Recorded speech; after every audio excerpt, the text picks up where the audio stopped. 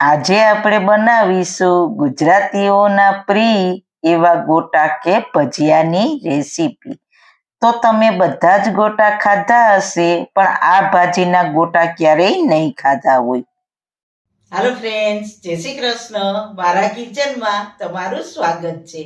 આજે આપણે બનાવીશું સુવાની ભાજીના ગોટા। શિયાળાની ઠંડીમાં ગરમા ગરમ ગોટાનું નામ સાંભળતા જ મોઢામાં પાણી આવી જાય છે। એવા સુવાની ભાજીના ગોટા એકદમ ગુજરાતી સ્ટાઇલથી બનાવીશું।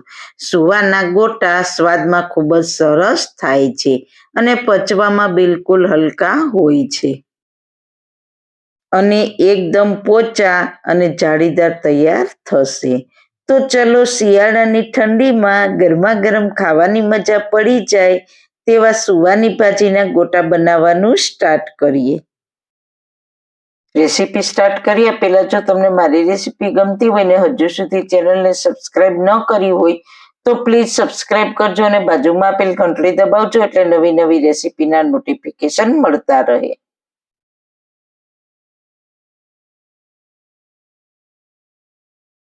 સૌથી પહેલા એકદમ ટેસ્ટી અને પોચા સુવાની ભાજીના ગોટા બનાવવા માટે મેં અહીંયા સુવાની ભાજીને સરસ રીતના ધોઈ સાફ કરી લીધી છે। તમે ગમે તે ભાજીના ગોટા કે ભજીયા બનાવો, પણ મિત્રો ભાજીને સમાર્યા પહેલા જ ધોઈ નાખવી। તેમાં નાની નાની જીવાત હોય છે, એટલે તેને પહેલા જ ધોઈને સાફ કરી નાખવી અને પછી જ તેની રેસીપી બનાવવી। સુવાની ભાજીને સરસ રીતના ધોઈ નાખી છે, તો હું તમને સુવાની ભાજીનો છોડ બતાવું તો આ રીતના હોય છે। આ રીતના પાંદ આપણે લઈ લઈશું અને ડાળીનો ભાગ કાઢી નાખીશું।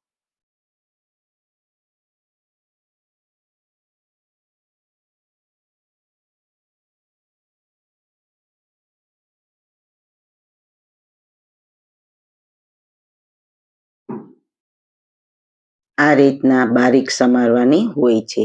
ડિલિવરી બાદ મહિલાઓને સુવાની ભાજી બનાવીને આપવામાં આવે છે।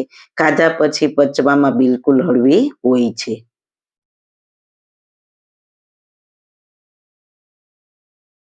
આ રીતના બધી ભાજી આપણે સમારી લઈશું।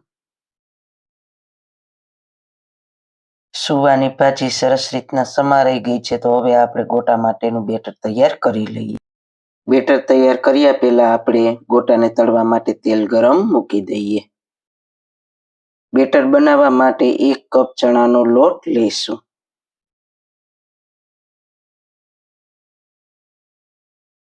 તેને ચાળી લઈએ। હંમેશા ચણાના લોટની જે રેસીપી તમે બનાવો તો પહેલા ચણાના લોટને ચાળીને જ ઉપયોગમાં લેવો।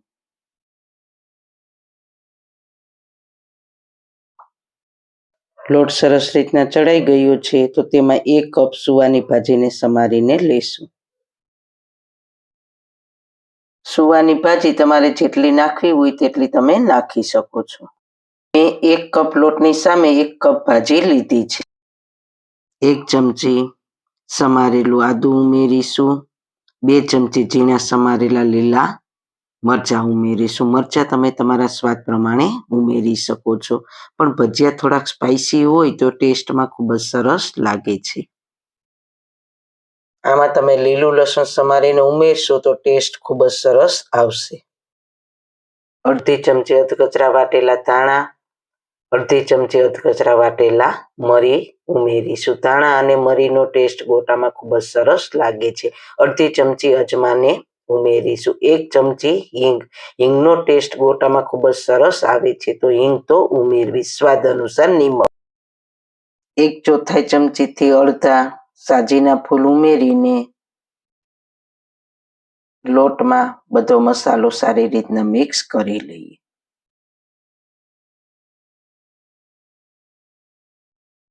હવે થોડું થોડું પાણી નાખતા જઈશું અને બેટર બનાવતા જઈશું। તો આ રીતના ગોટાનું બેટર બનાવવાનું હોય છે।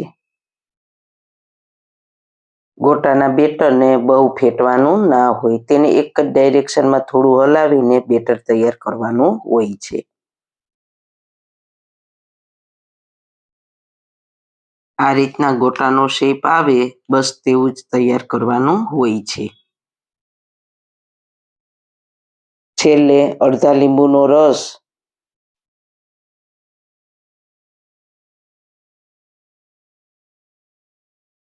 એક ચમચી ગરમ તેલ ઉમેરીને હળવા હાથે બેટરમાં મિક્સ કરી દઈએ. બેટરને વધારે ફેટવાનું નથી, તો આપણું બેટર સુવાના ગોટા માટે પરફેક્ટ છે. આ રીતના તમે બેટર બનાવશો એટલે તમારા ગોટા એકદમ બજાર જેવા પોચા અને જાળીદાર બનશે.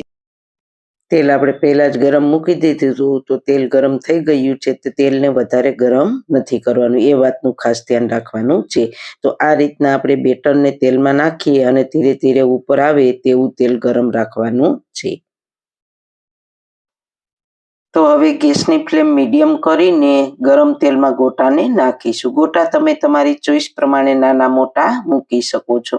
ચોઈસ મિત્રો તમારી પાસે છે. તમે જોઈ શકો છો ધીરે ધીરે ગોટા ઉપર આવે છે. ગેસની ફ્લેમ મીડિયમ રાખવાની છે, હાઈ ફ્લેમ નથી રાખવાની. જો તમે હાઈ ફ્લેમ ઉપર ગોટા તળશો તો ગોટા બહારથી તો સરસ બનશે પણ અંદરથી કાચા રહેશે.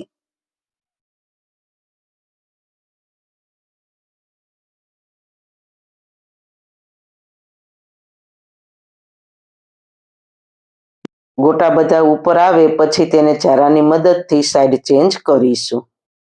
તો તમે જોઈ શકો છો આપણા સુવાના ગોટા કેટલા સરસ ફૂલ્યા છે. ખાવામાં તો એટલા સરસ બને છે કે તમે આ રીતના બનાવશો તો તમે બધી જ રીત ભૂલી જશો. આ રીતના ચારાથી ફેરવતા રહીશું. 3 મિનિટમાં ગોટા સરસ તળાઈ ગયા છે.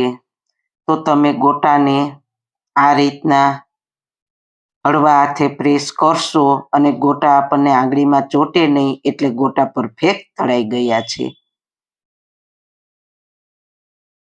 તો તેને હવે આપણે પ્લેટમાં લઈ લેશું. તો જોતા જ ખાવાનું મન થઈ જાય તેવા આપણા ગોટા એકદમ કલરફુલ બન્યા છે. એકદમ પોચા અને જાળીદાર ગોટા બનીને તૈયાર થઈ ગયા છે.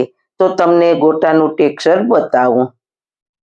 તમે જોઈ શકો છો કેટલા પરફેક્ટ બન્યા છે. ગોટાને સર્વિંગ પ્લેટમાં સર્વ કરીશું. તો જોતા જ ખાવાનું મન થઈ જાય તેવા સુવાની ભાજીના ગોટા બનીને તૈયાર થઈ ગયા છે. જો તમે આ રીતના ક્યારેય સુવાની ભાજીના ગોટા ના બનાવ્યા હોય તો જરૂર એક વખત ટ્રાય કરજો.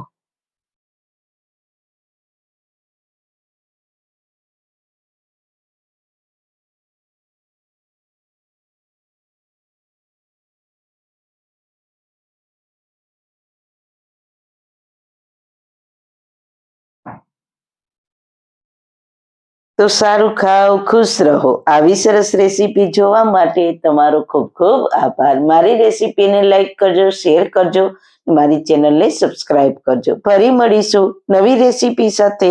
જય શ્રી કૃષ્ણ.